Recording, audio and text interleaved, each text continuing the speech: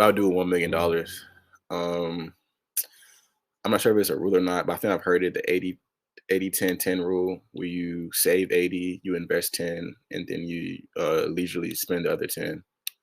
So I'll divide the 1 million up into 80, 10, and 10. And with $1 million, I would probably buy a house or a car and try to pay it off.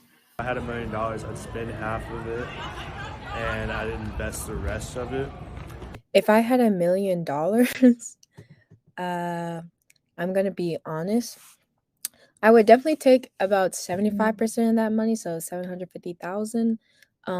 And I would want to buy property in other countries, and so real estate, and invest it into stocks and maybe startup companies.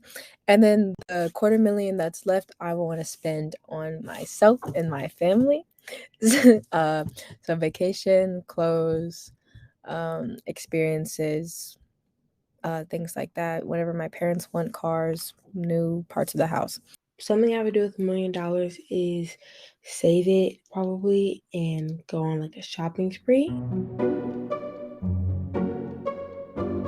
Another benefit is possibly creating generational wealth, because as long as you're financially stable, you will be able to invest certain amounts of money, so you can start creating wealth for your people that come after you, your children, children, and their children, so on and so forth. You can properly fund and support your family, and you don't have to worry about money. Of course, gaining knowledge of what I can do with my money, how I can make more money, and just being smart with my money and not spending it all.